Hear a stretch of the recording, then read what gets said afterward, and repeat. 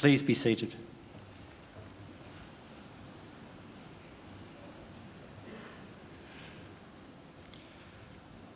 I would like to acknowledge the traditional custodians of the Macquarie University land, the Watamatagal clan of the Darug Nation, whose cultures and customs have nurtured and continue to nurture this land since the Dreamtime. We pay our respects to elders, past, present and future, and also to any Aboriginal or Torres Strait Islander family and friends present here with us today.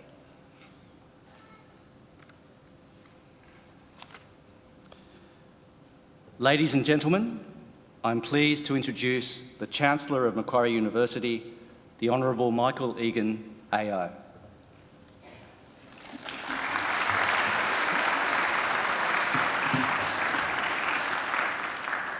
Well, graduands, ladies and gentlemen, boys and girls. First, I want to thank all of you for coming.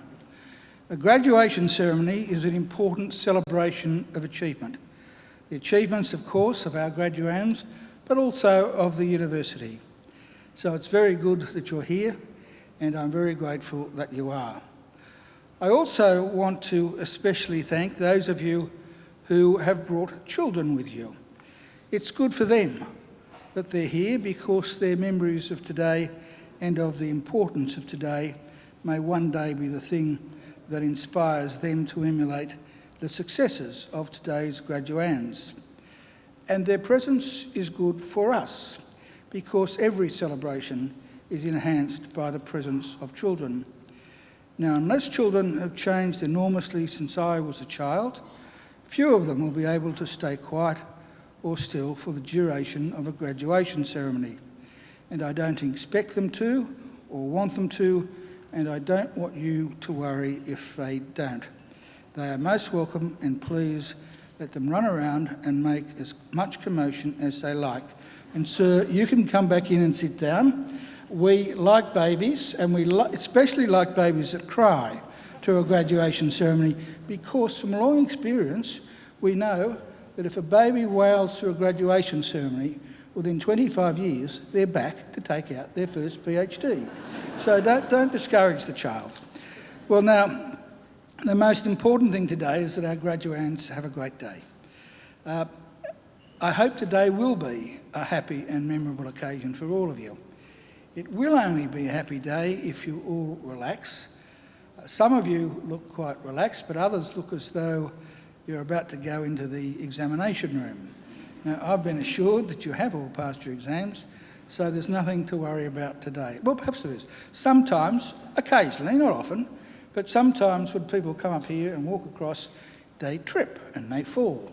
That's okay too, because that's why all these highly paid people are here. They're here to pick you up and send you on your way.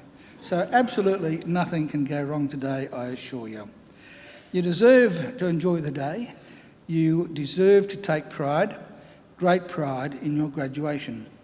Completing a degree is never easy. You need an intelligent and inquiring mind. You need determination and perseverance, and you need to make many sacrifices. So welcome and congratulations to each and every one of you. I also want to congratulate all of you who are here this afternoon as the guests of our graduands. The very fact that you have been invited by one of our graduands to share one of the great days of their lives is proof positive that you've been very important in their lives and in the successes that we celebrate today. And I don't want you to think either that observing today's graduation is the end of your role, because I have another important service for you to perform for our newest graduates, as they will soon become. I want you to make sure that the degrees they receive today are never ever put in a bottom drawer, but are always proudly displayed in a position of prominence. In other words, if our graduands are too self-effacing to proclaim their own success, you make sure that you do it for them. Now, the ceremony that we're about to participate in is one of the world's oldest social rituals. For centuries, graduates have been donning robes just like the ones our graduands are wearing today, and participating in ceremonies just like this one. Indeed, there are some 50 universities in the world which can trace their history back more than 500 years. Now, of course, Macquarie is not one of them. We're a very young university. We celebrated our 50th Jubilee only 3 years ago in 2014. We proudly take our name from Australia's greatest colonial governor, Governor Lachlan Macquarie, a man whose greatness and achievements were never acknowledged by his contemporaries, but only by history. Those of us who went to school in New South Wales were taught that Macquarie was a great builder, and indeed he was. But his greatest legacy had nothing to do with bricks and mortar. His greatest legacy was the ethos he established, much to the annoyance of the British authorities at the time, of an egalitarian society, because it was Macquarie's insistence that in this fledgling convict colony there be no distinction between the free and the freed that was the foundation of the Australian notion of a fair go for all. And that is a legacy that here at Macquarie we will always aim to maintain and honour. After our first 53 years, we now have more than 180,000 Macquarie graduates living in more than 140 countries. Macquarie is a very modern and outward-looking university. We're now ranked in the top 2% of the world's universities. From our beginnings, we have defied the traditional boundaries of academia. We have pioneered, and we continue to pioneer, learning and teaching approaches that challenge conventions and shift thinking. Our students play a major role in their own learning and are empowered to guide what and how they learn. We're also research pioneers. Our framework for the future, world-leading research with world-changing impact, is brought to life by renowned researchers whose bold and innovative solutions to issues of global significance are of enormous benefit to the world we live in. And that, by the way, is not an idle boast. I'm sure that almost everyone here, almost every day, makes use of Wi-Fi. Now, Wi-Fi was not developed at Harvard University or Oxford University or the Australian National University. No, Wi-Fi was developed by Macquarie University scientists and engineers in conjunction with scientists from the CSIRO. So that's something that we're very proud about. We're also rather proud of some of our new facilities. On your way here today, you may have seen our Macquarie University Hospital, which is only a few years old.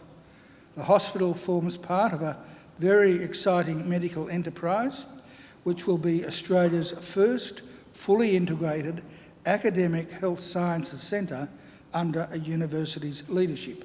We are the only university in Australia that owns and operates its own hospital. And as well as being used, obviously, by the academics and students in our Faculty of Medicine, it's also, of course, used for its primary purpose of being a hospital. And it's a first-rate hospital. I can guarantee that from personal experience.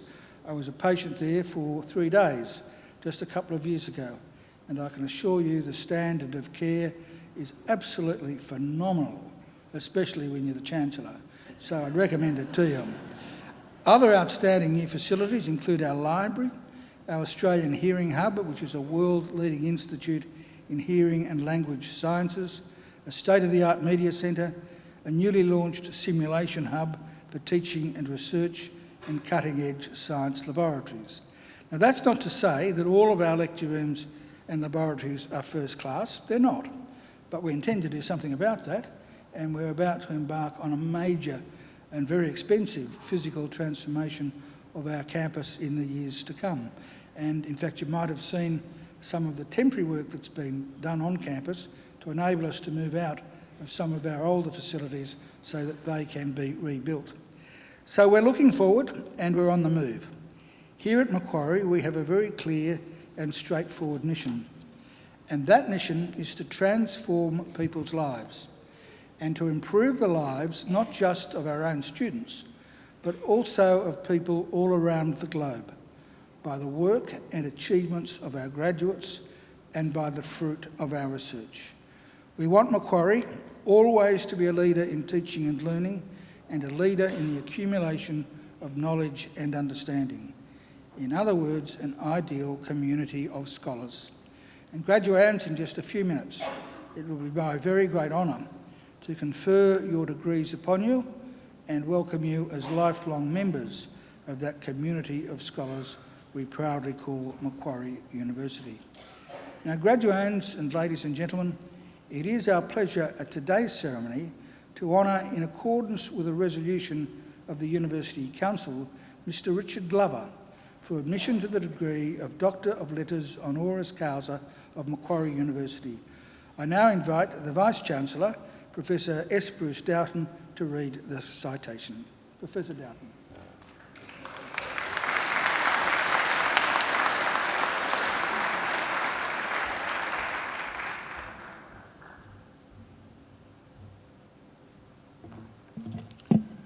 I now invite Mr Richard Glover to please stand for the citation. Chancellor, Richard Glover is one of Australia's best-known media personalities as a journalist and author and radio announcer. For more than 30 years, he has shared insight and commentary upon national events, contributing his unique perspective to our national debates. Mr Glover was born in Australia in 1958 and spent some of his earlier life in Papua New Guinea. Following his graduation as a Bachelor of Arts with first-class honours from the University of Sydney, he worked in a variety of occupations, including acting, waiting tables, driving lifts, journalism, and writing scripts.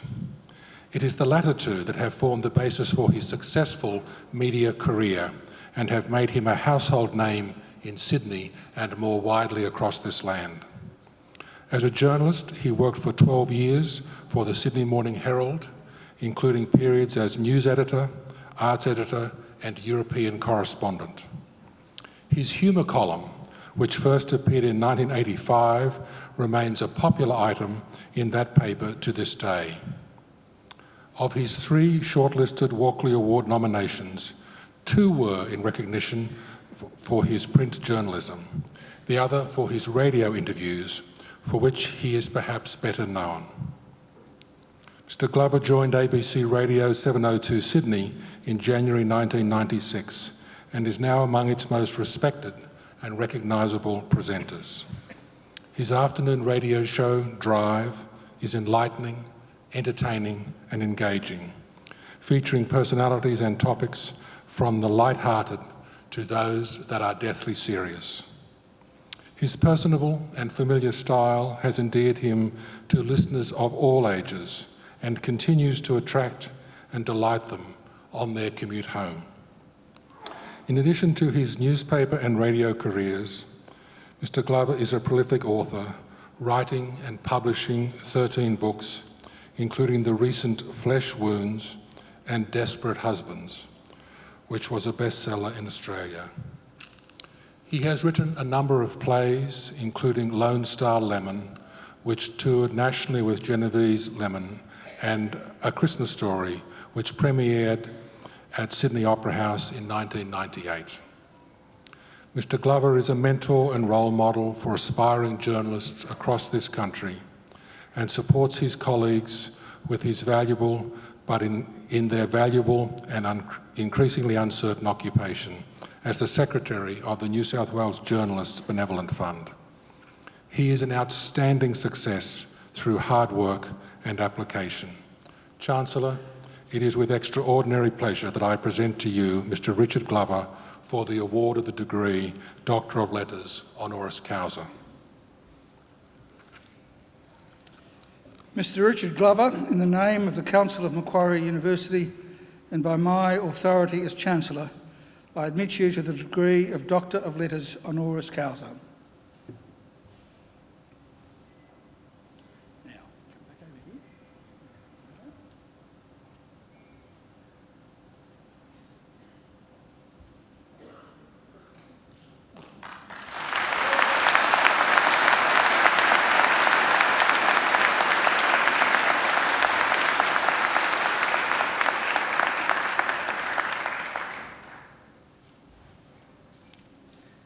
Dr. Richard Glover, I now invite you to give the occasional address. Please welcome Dr. Richard Glover.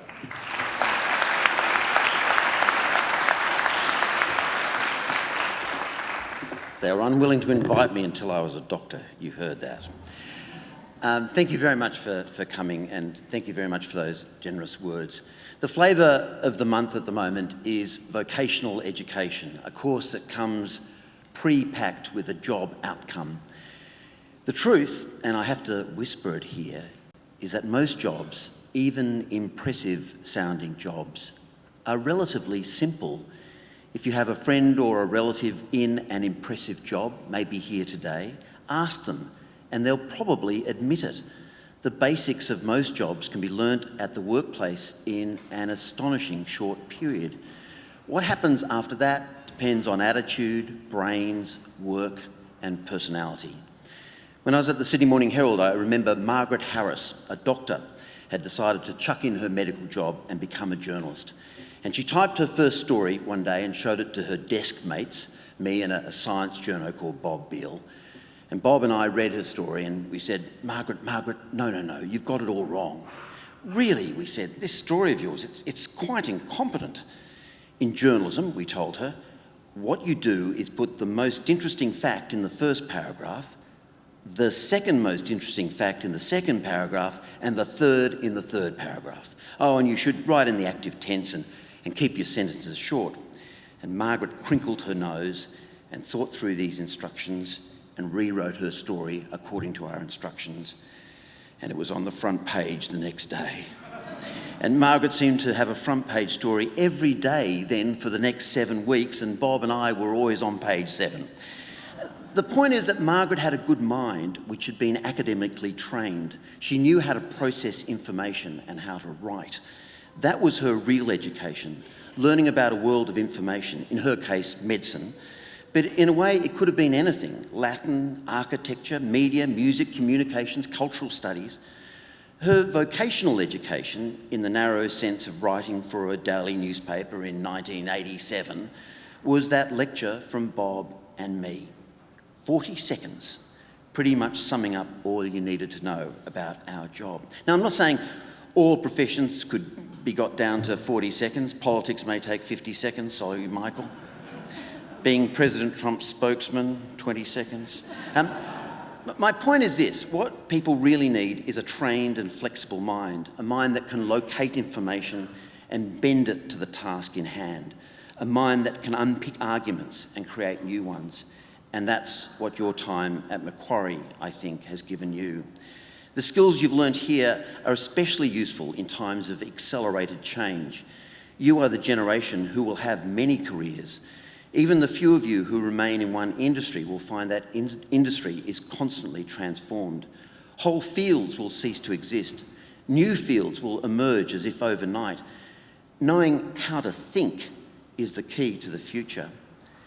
Some say it's a brave person who, in 2017, does a degree in the Faculty of Arts. I say it's a brave person who doesn't. So congratulations. It is traditional in these speeches to give you some advice. And if any of the cultural studies graduates here are looking for a PhD thesis, here's an idea. You could study the advice given in speeches like this one and how they've changed over time. 30 years ago, if I was standing here, I'd be expected to encourage you to do something for your community, noting your privileged position in society at a time when so very few people went to university at all. 20 years ago, in the late 90s, it might have been a more US-style motivational speech. Seize the moment, be the best person you can be, strive for perfection, be masters of the universe. And more recently, I've noticed, there's a new trend. You could call it the anti-motivational speech. In this speech, the graduating students are encouraged to find balance in their lives, not to work too hard, to smell the roses, to value friendship above all things. And these speeches normally include the phrase, "Remember, no man ever said on his deathbed, 'I wish I had spent more time at the office.'" Now, this is sensible advice as far as it goes, although it does strike me as another example of the great baby boomer con. It's another example of the way baby boomers have, at each stage of their lives, tried to convince everyone else that the stage that they are going through should be the stage that everybody is going through. So when the baby boomers could grow their hair long hair became a sign of wisdom and style, and now they're bald, everyone has to have a buzz cut just so they don't stand out. Just as everybody suddenly has to wear black, as it's the only colour that can mask a baby boomer's booming belly. Oh, there's mine. And so they say to their audience of people in their 20s, people like you, at graduating speeches just like this one, to slow down, smell the roses, and stick by their friends. Now, this is all great advice if you're 50 or 60, like most of the graduation speakers. It's not so good if you're your age. For a start, I don't imagine you have any problem at all sticking by your friends. It's later in life that we become bad-tempered and picky and judgmental about our old mates. As for roses, you're probably not that interested, are you? I mean, they are quite boring, and you certainly don't need to slow down. The younger graduates here today will, I imagine, act like young graduates always have. You'll work too hard, you'll play too hard, you'll love too much, and perhaps too many, and you'll generally suck the marrow from life. The last thing you need from me is a pained, tut-tutting speech about the joys of living and not taking it for granted. Of course you'll take life for granted. That's the whole point of being young, of this delicious time in your life. And hidden in those speeches is the fact that the baby boomer speaker envies you something rotten. At the start of adulthood, all these doors open, not yet made, relationships, career, children, so much delicious possibility, so much choice. We hate you. I'm trying, as you can see, to escape without giving you any advice at all, without committing myself to any values scheme, just so I can claim to be postmodern. Yet as a product of the Sydney University History Department of the early 1980s, I cannot do that, because people from my time at university still believe in truth. We still believe in a few eternal verities floating separately from society and true for all time. I see I've lost the cultural studies people there, but this is what we believed. Anyway, whatever you say, here are some eternal truths to finish up with. Always be nice to the office junior, because they will become your boss in an alarmingly short time. As soon as you start to run a household, do buy a 2-drawer filing cabinet. Otherwise, like me, you'll find yourself wasting your first 2 decades as a householder always searching for warranties and bank statements. 3, never buy furniture on a credit card, not when you can steal furniture from your parents. And lastly, and actually very seriously, a well-lived life is full of messy compromises. And don't think you have to have things perfectly set up before you have a baby, should you want a baby. Don't wait until you've paid off the car, or got the better job, or managed to move into the better suburb. For tens of thousands of years, human beings have had babies in war, famines, plagues, and somehow prospered. You will too. Good luck, and thank you.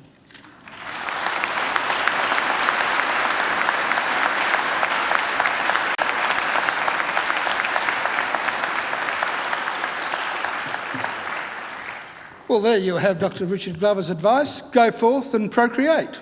It's very important. Despite what he said, there was a lot of good advice in that occasional address, including, by the way, the suggestion that you should buy yourself a 2-drawer filing cabinet. It's something I've never done, and I'm continually in a mess, and I've only got through life because I've always had a secretary or an executive assistant who can do those things for me. But now that I'm retired from the full-time workforce, I find out it's quite difficult, and everything is in a complete and utter shambles. So I'll get myself a 2-drawer filing cabinet. And it is true too that a well-lived life is full of messy compromises. Now, I wasn't sure that I agreed with all of Richard's comments about the baby boomers. As someone who's one of the earliest baby boomers, I have a very strong opinion, a view, that people like you and the generation above me owe us everything. So you do the best you can by us. I think Richard deserves another great... Oh, by the way, before you do that, I had a lot to do with Richard in years gone by when I was in Parliament and the New South Wales Treasurer, and he really is one of the best interviewers that I've ever come across. Firstly, because before he interviews you, you know he's done his homework. So he's not asking you silly questions which go nowhere, and very often the silliest question is a question that's almost impossible to answer. But he does his homework, and he also gives people the opportunity to put their case. So you never finish an interview with Richard as you do with one or two others who I won't name, thinking, well, they didn't even give me a go. Richard is a very fair interviewer, a fine broadcaster, and he's written some fabulous books. I think he deserves another great round of applause.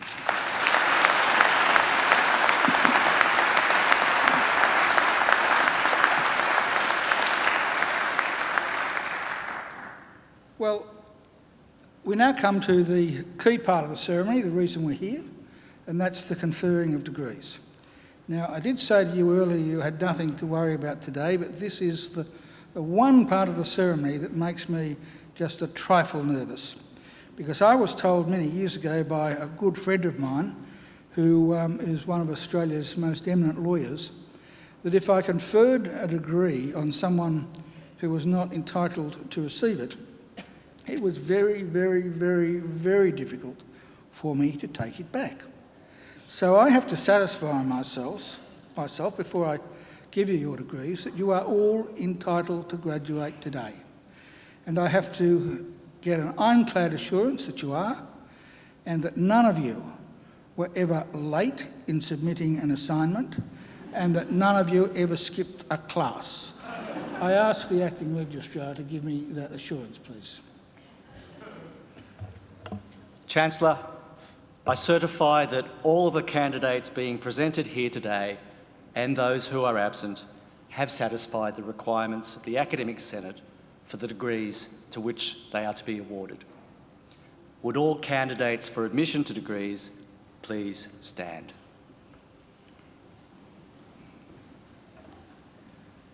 Graduands, in the name of the Council of Macquarie University and by my authority as Chancellor, I admit each of you present and those who are absent to the degrees for which you have qualified.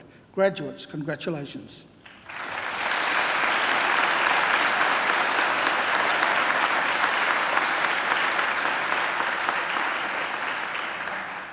Will you please be seated?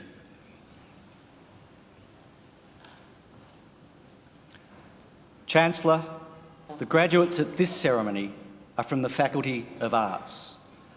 I now call on Professor Katrina Mackenzie, Associate Dean Research for the Faculty of Arts, to present the graduates. Professor Mackenzie.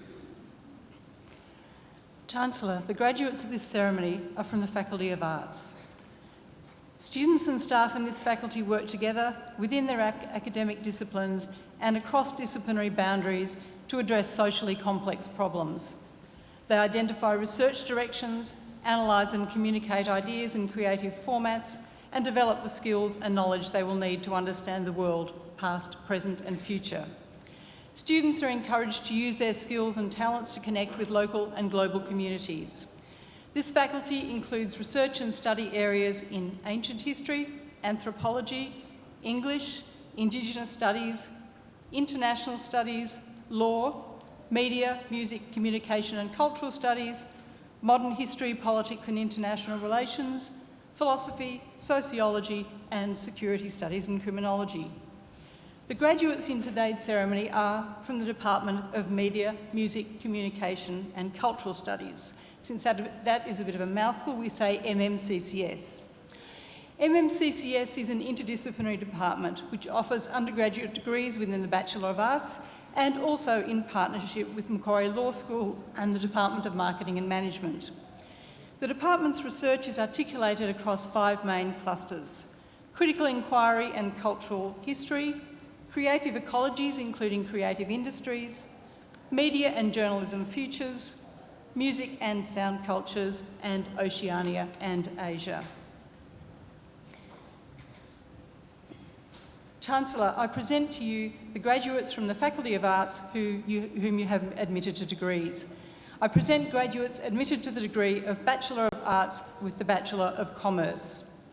Benjamin Brightwell.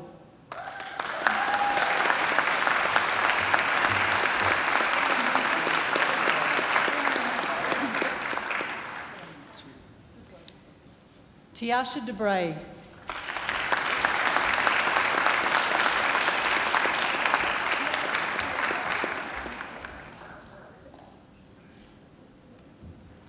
Abigail Walsh.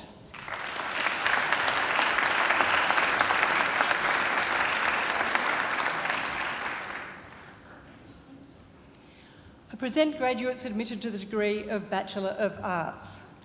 Neet Anakut Chadaporn.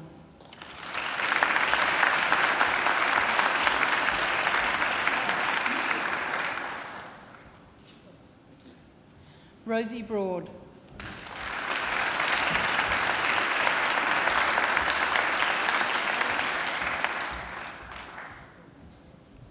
Lovelyn Buenaventura.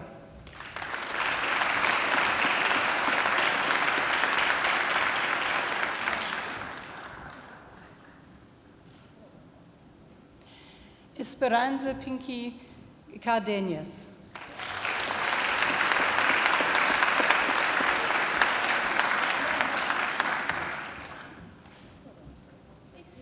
Jun Meng Choi.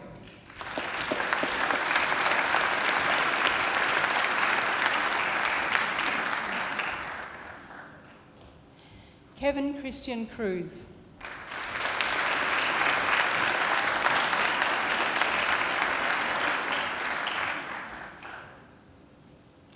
Theodore Dales.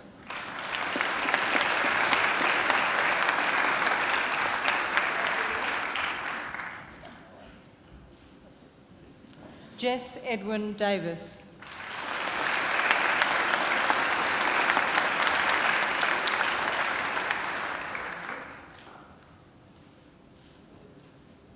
Catherine Julia Edwards.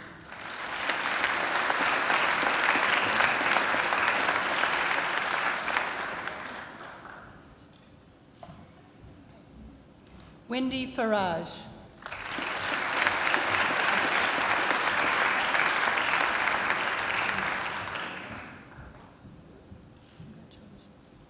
Adams James Fawcett.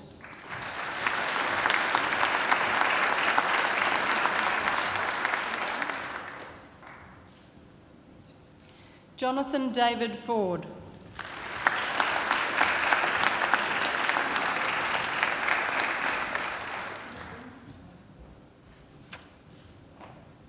Justine Lee Gregg.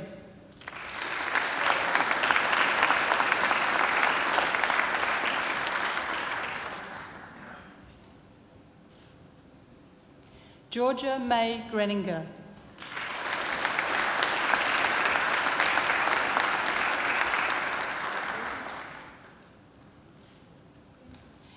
Christian Griffiths-Jones.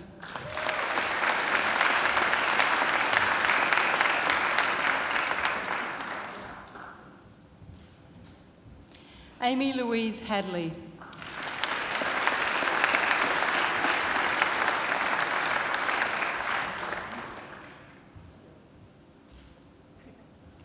Chi Y Galaxy Ho.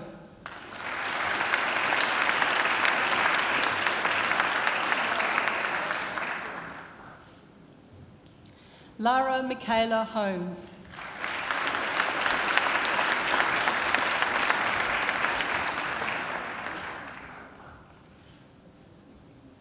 Xuan Zhe Huang.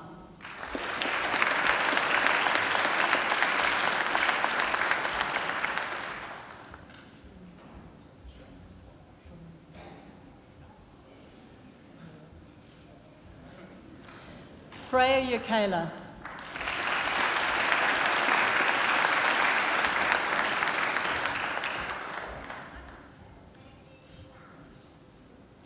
Gabriel Sidney Matthew Keach.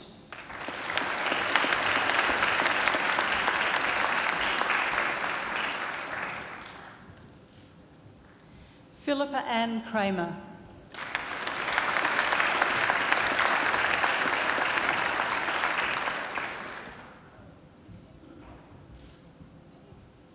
Shui Ying Lau.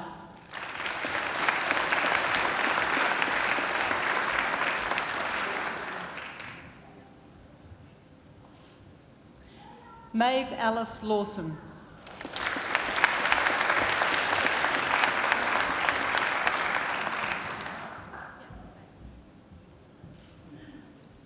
Claire Louise Ledwidge.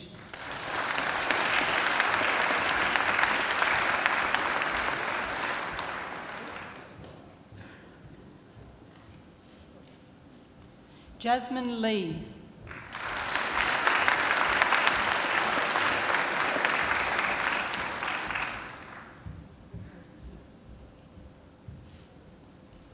Jing Liu.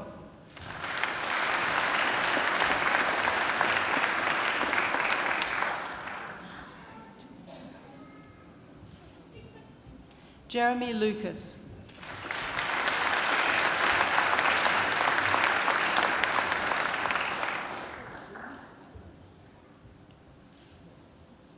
Leah Maurice Matthews Peat.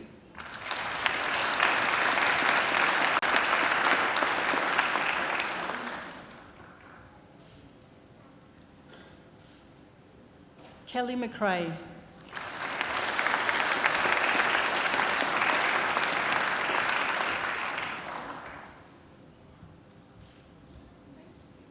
Jacqueline Meyer.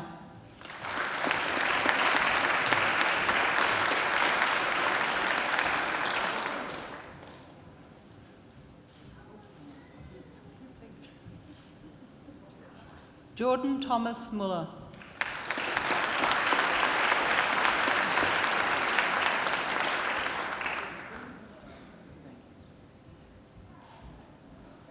Adam Murray.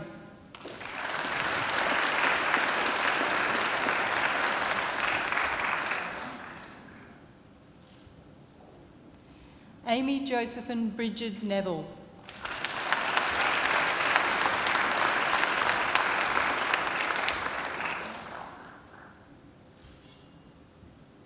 Natasha Pereira.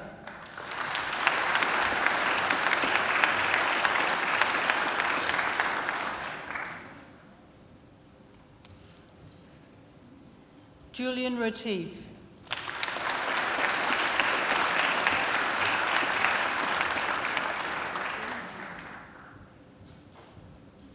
Soravit Saiwong.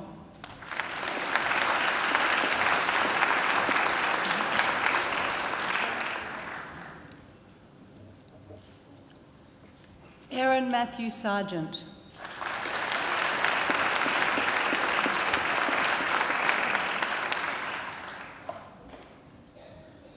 Diana Suana.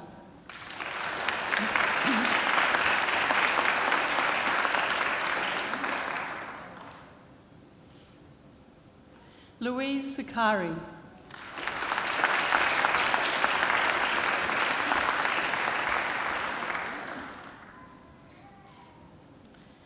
Sahil Talpade.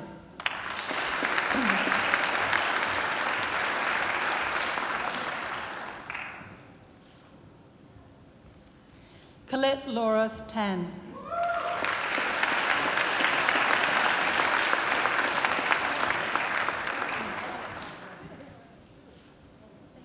Sarah Tang.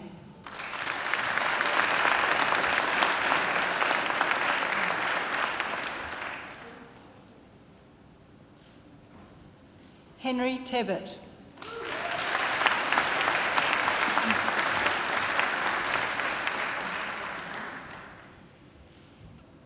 Rebecca Vardnoy.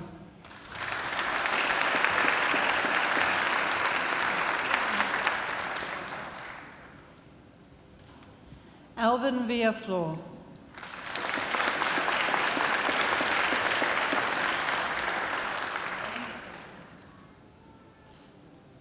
Sade Hilda Yilma.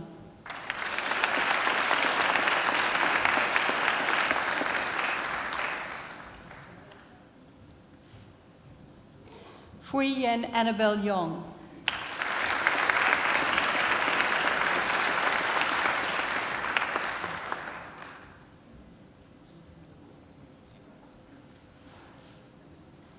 Danielle Yu.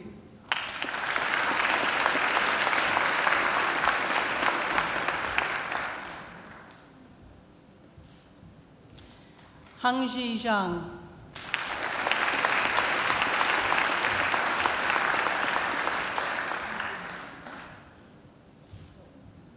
Xinjiang.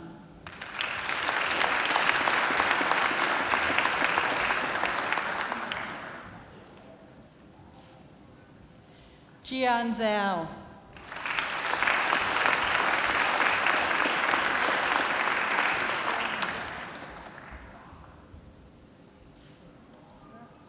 Yanxi Zhou.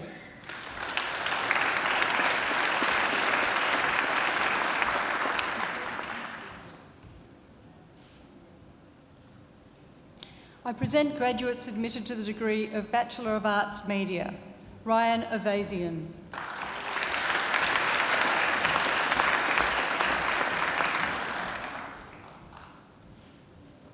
Taylor Barnes.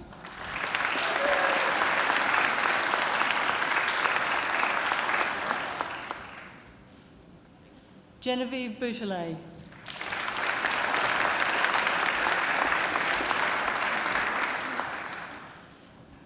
Vanessa Capito.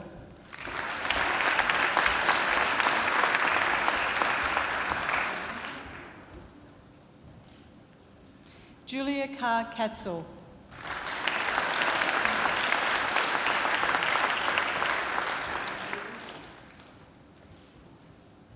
Callum Coleman.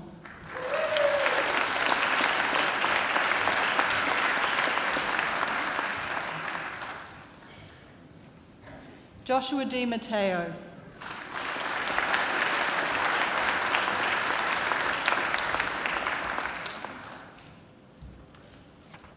Genevieve Enright.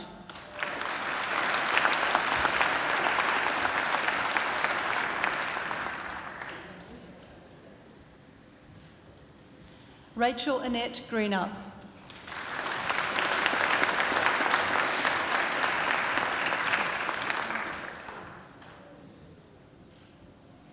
Fergus Halliday.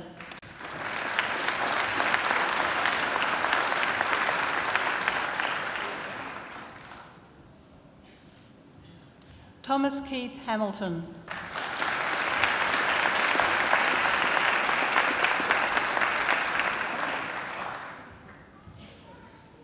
Angela Kate Heathcote.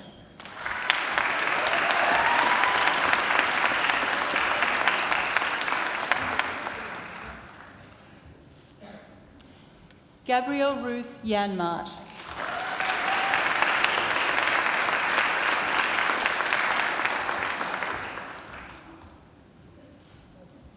Myra Javade.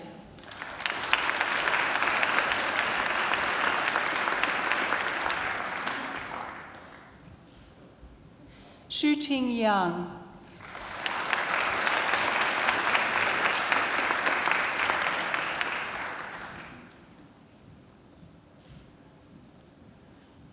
Shirley Lay.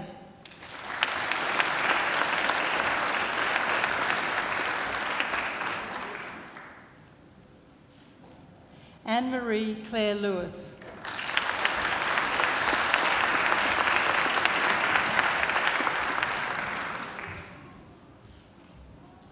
Xinyi Lu.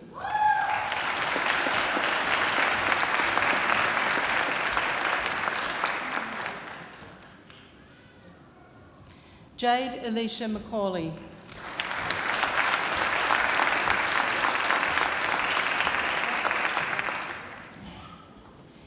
Emily Jean McDonough.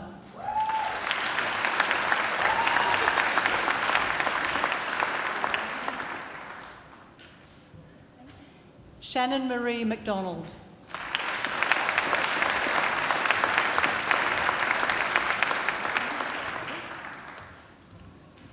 Shannon McDonald.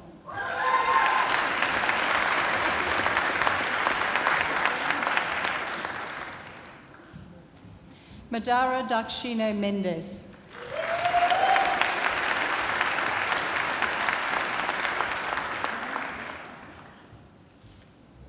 Sarah Nettle Koska.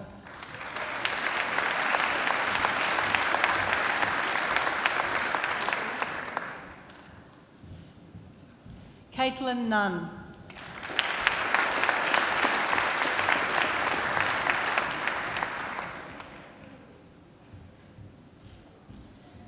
Siobhan Parry.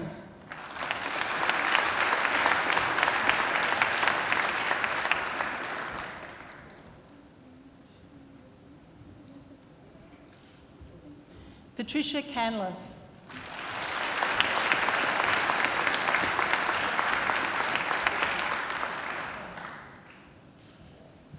Olivia Power.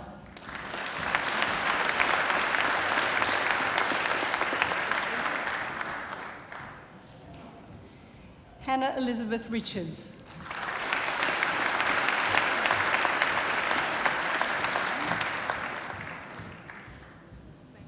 Rolly Ann Serrano.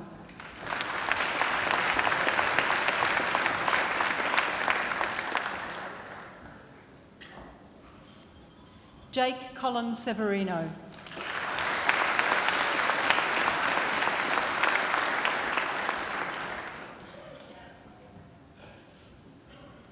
David Shannon.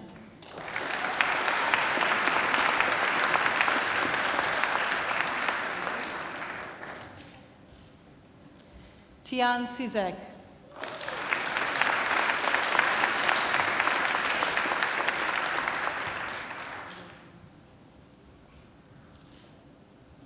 Caitlin Rose Stevens.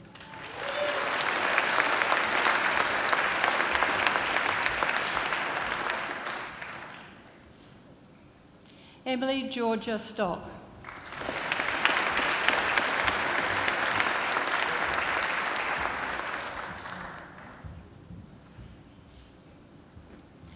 Ruben Peter Stoyanovich Rowe.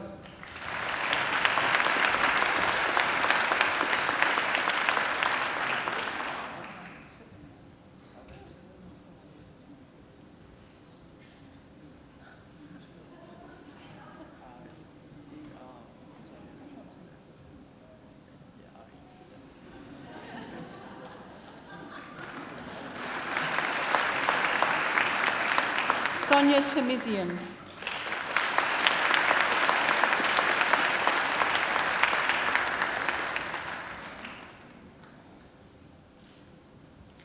Nicola Rose Tallarico.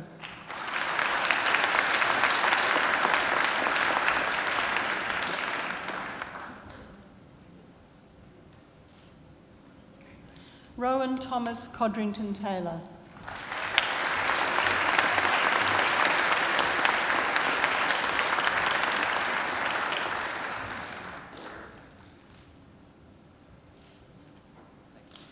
Aidan Tekbash.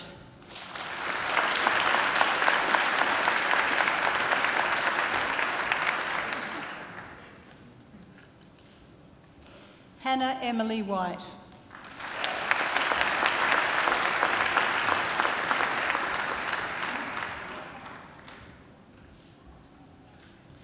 Sarah Gabrielle Williamson.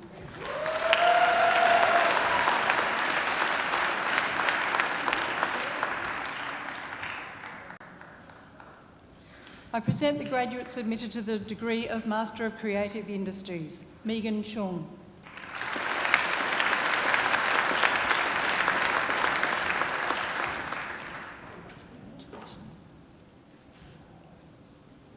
Margaret Elizabeth Meehan, who has been awarded the Vice-Chancellor's Commendation for Academic Excellence.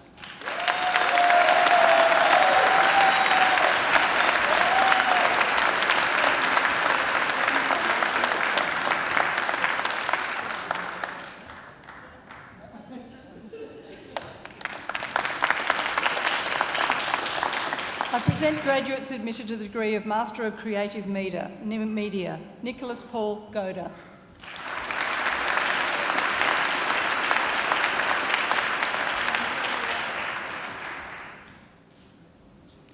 Henry Anthony Rasmussen, who has been awarded the Vice-Chancellor's Commendation for Academic Excellence.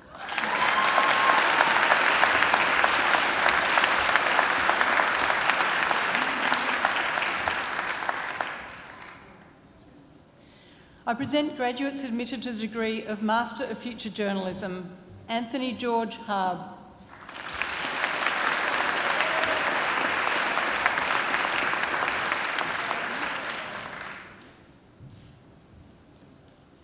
Shi Lung Liu.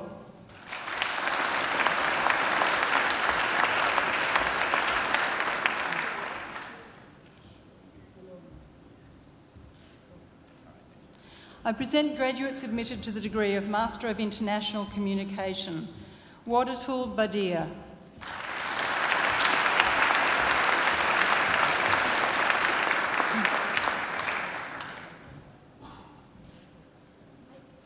Yun Sir.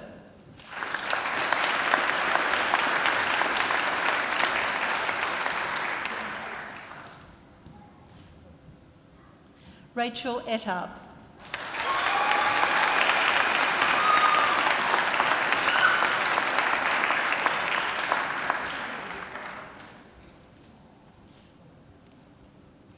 Raw Chern Lee.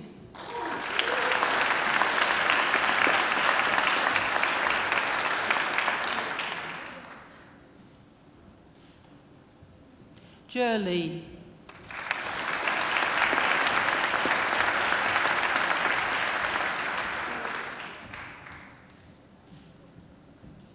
Gia Lian Ebale Luga.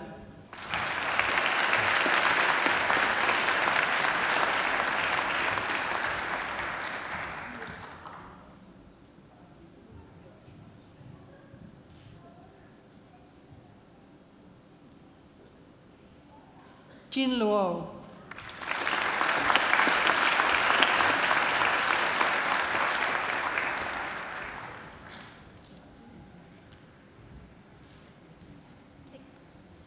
Meng Ting Luo.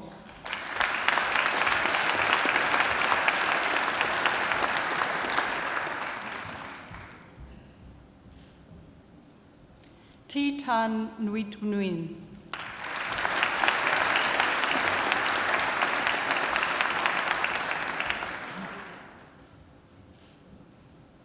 Wei Chio.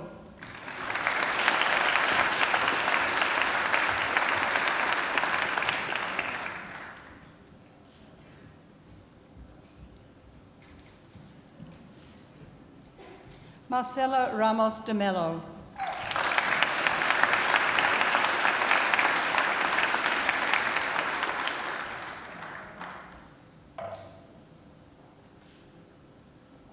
Antoine Sard.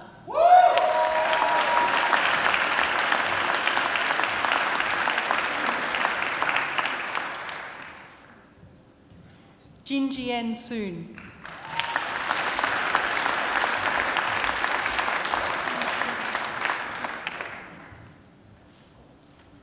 Carmela Patricia Vera Mendoza.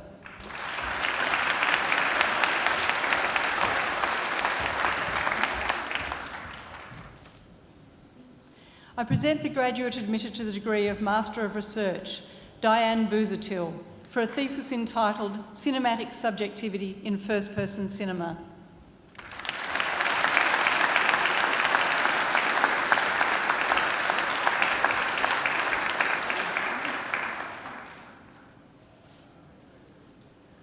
I present graduates admitted to the degree of Doctor of Philosophy, Dr. Kaya Angel, for a thesis entitled Reading Media, a Phenomenology of Reading in a Multimodal Context.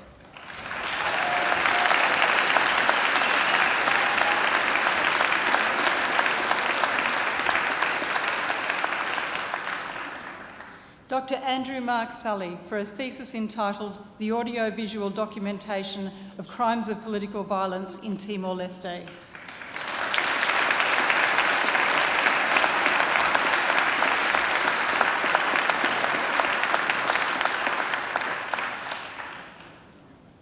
Chancellor, that completes this afternoon's presentation of the graduates from the Faculty of Arts.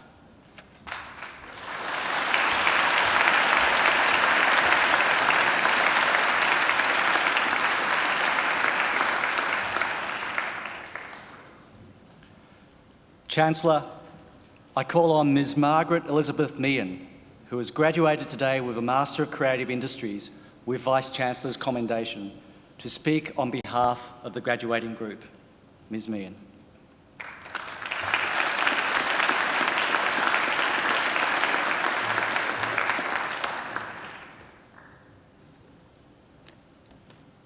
How does one follow Richard Glover? Chancellor, members of the university, fellow graduates and guests, hello. It is indeed an honour to be asked to be the graduate speaker at this afternoon's ceremony. Fellow graduates, how nice is it to be sitting up the front here today and looking splendid in our cap and gowns. It's a great feeling. Congratulations to us. To the thank yous. Let's start with our guests in the audience here with us today and those who didn't quite make the cut. Please don't underestimate the importance of the support you have given us during our studies. Then there is the Macquarie University for creating the student experience. Lecturers, tutors, librarians, O-Week organisers, iLearn technicians, IT, HR, student services. There are so many people involved that there's too many to acknowledge and mention, but they all deserve a heartfelt thank you. Now, in addition to my Masters, I have received a VC commendation, which I'm thrilled about. But also, while I was completing my degree, I achieved a gold 5-star internet VIPI shopping rating. Now, I don't know about the rest of you fellow graduates, but when I first started studying, no matter what I was writing, reading or researching, even mid-sentence, that ping sound caught my attention. It heralded the arrival of a must-reader email, which, of course, I read. Well, 2 fabulous pairs of shoes, that must-have handbag, a case of wine and a rescue kitten later, it's possibly a good thing that I'm graduating today. So what's next for us as new graduates? I was given a sage piece of advice in the face of adversity a few years ago now. I was standing with a trusted colleague and she noticed that I had a very confused and angry look on my face. Her concern for me made her ask if everything was okay. It wasn't, so we moved outside the building. Now, I tried to recall the conversation that had just finished. And it was in that meeting my new manager had likened my current work to a time when she created a peak in sales, causing bananas to sell out at the supermarket she worked at. What that had to do with my continuing employment was incomprehensible, to say the least. And could this day get any weirder? It was then my colleague said, go to the edge of the cliff, throw myself off and grow wings. Now, with hindsight, I've come to realise the true meaning of her words. Today, fellow graduates, I offer you this thought. We are all at the edge of another of life's cliffs. After engaging with new ideas, new skills, new talents, and finding the persistence to finish each and every piece of research and work, we should all feel really brave to hold our heads high and confidently confront the challenges and seize the opportunities that lie ahead. Thank you.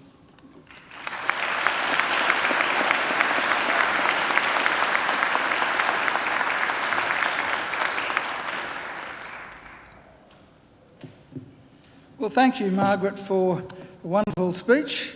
And it is true, graduates, you now are in a position to grow new wings and they'll take you wherever you want to go. Margaret, by the way, as she mentioned, has graduated with a Master of Creative Industries degree and she received the Vice-Chancellor's commendation. So, Margaret, congratulations on both the degree and the commendation. Congratulations on your speech, and I hope you have a long association with Macquarie University. I think she deserves another great round of applause.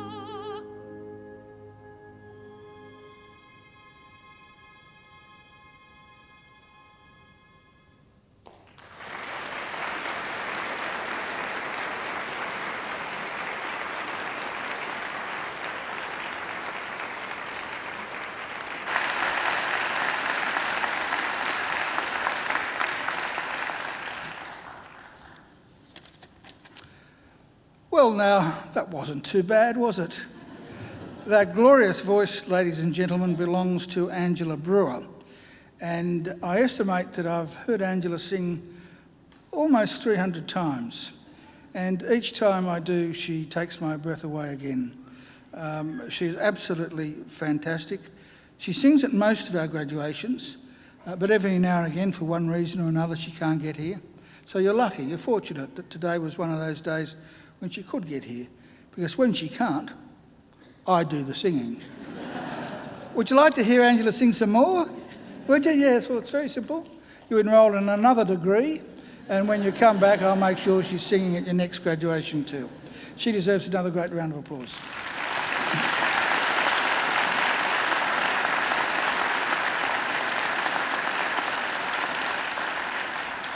And so too to our fabulous musicians, Dr. James Forsyth on the organ.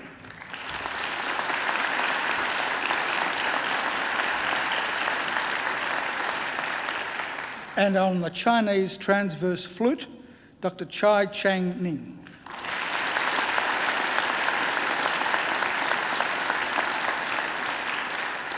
I'd also like to thank some of the people who are sitting next to them, and also some over there, who are our alumni volunteers, who come along to our graduation ceremonies just to make sure that everything runs smoothly at your graduation. They deserve a great round of applause as well.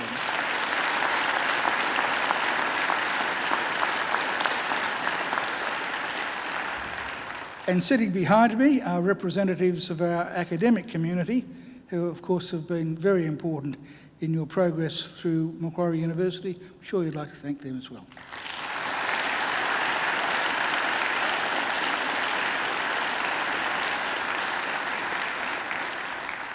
Well, now, graduates, this ceremony marks the end of one stage in your relationship with Macquarie University, but it is certainly not the end of your association with Macquarie.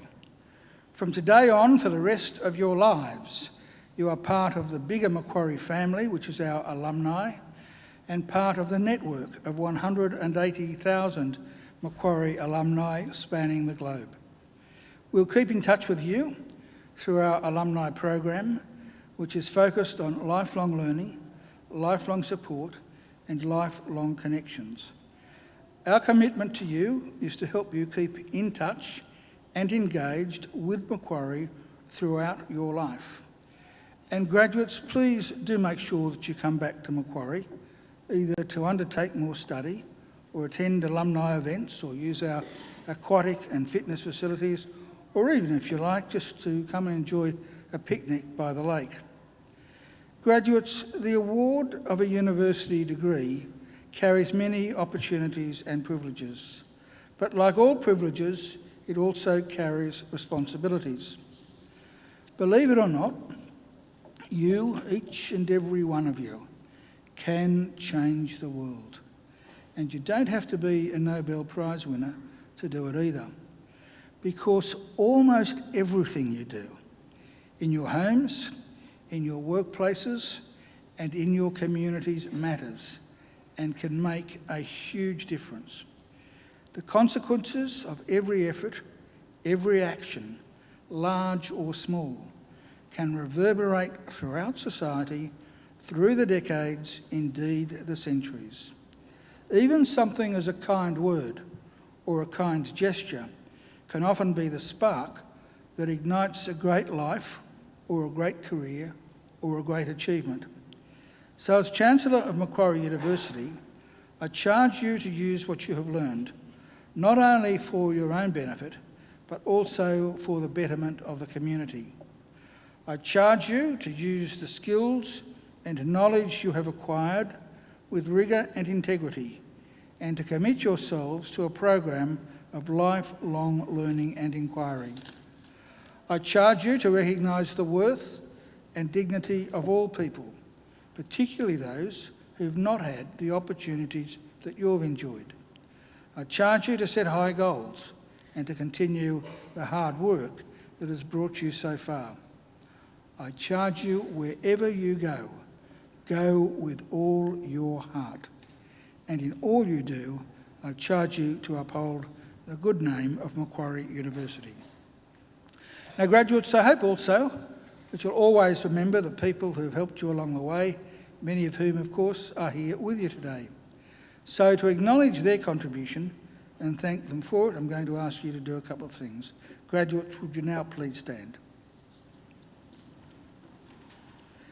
Now I want you to place your degrees on the seats behind you so that your hands are free.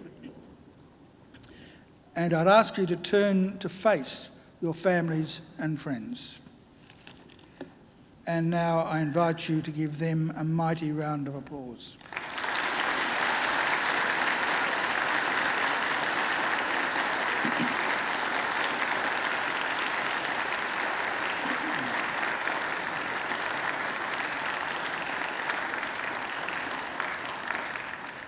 Well, graduates, you can turn around now, but don't sit down because we will be leaving in just a moment.